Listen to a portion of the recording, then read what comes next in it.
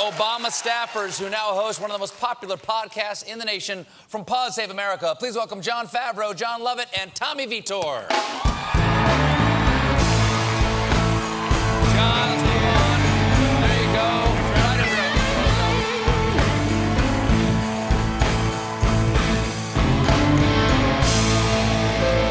All right. Thanks for being here. Jon Favreau, but not that Jon Favreau. Jon Lovett, but not that Jon Lovett, and Tommy Vietor, but that one over there. Okay, you guys, for the people out there who don't know, who haven't heard your great podcast, you guys were speechwriters and a spokesman. You guys were speechwriters, you were a spokesman for the Obama administration. We are...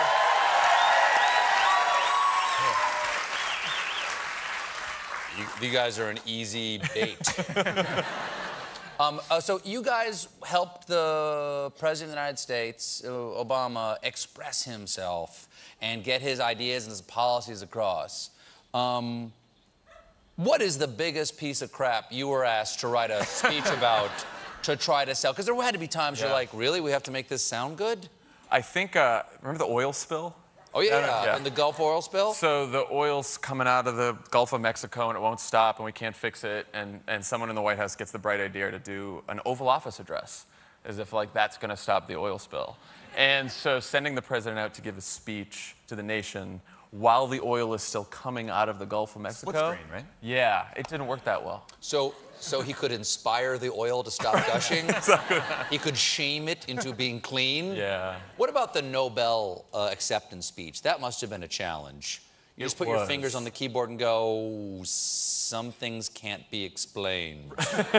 No, he knew from the beginning of that speech. He said, look, I am the commander-in-chief in the middle of 2 wars, and I just got the Nobel Peace Prize, and so this has to be a speech about war and peace, and why war is sometimes necessary even as you try to achieve peace.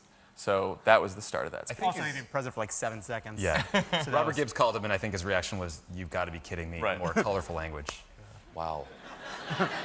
Well, speaking of you got to be kidding me, we have a new president, and...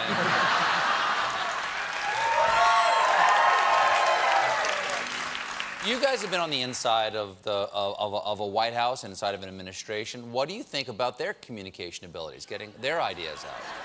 Or the president himself? I mean, it's hard. Look, I'm not sympathetic because these people have made their bargain, but it's not easy to, like, work for, like, a fascist hamburglar whose addled, racist, narcissistic mind last, like, picked up some information, like, from the New York Post in 1987. We're on the fence. So it's like, I get why Sean Spicer's in a bad mood most days. Yeah, he really, it seems to be shrinking him. It's actually, he's going to be a diamond from the pressure by the end of the week. I mean, the challenge is when you go out and say things like he did the other day, like, if China doesn't solve North Korea, we will. That has to be backed up by some sort of action. Or but it sounds badass, man. It sounds super badass, but that's absolutely Dirty Harry. Wouldn't you love to have written that line? Yeah, I don't know about that. Yeah. I mean, we're all going to die. Right. So... Okay, that's an opening Optimism. line. Yeah. That's actually a great pickup line. Trump's president. There's no time to waste. Let's get out of here. Tommy, you were a spokesman for the National Security Council, right? For the agency, the NSA. You were. NSA. Those are the spires. NSC is the NSC. White House. Okay. Well, Bannon just got kicked off the National Security Council.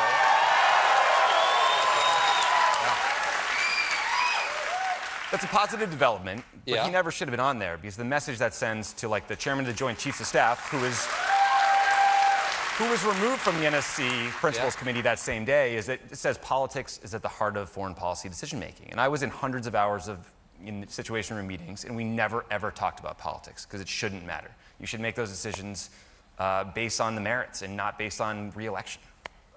Well,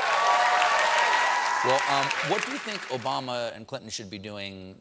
You know, she didn't get into office and he's out of office. Should they just lay back, or do you think it's proper for the opponent and the previous president to be out there and vocally opposing the actions of the sitting president? He said, you know, he's going to pick his battles, and when they're important, he's going to step up. And I think Hillary's been speaking more lately, and I think that's good. I do think that like, if there's one thing we have to take away from Trump being president, it's like, we don't need any more like poll-tested, careful sentences. Everybody's just got to say what's on their mind, because I'm sort of done with talking points. Like, we're done. Like, Trump is president. You can say whatever you want.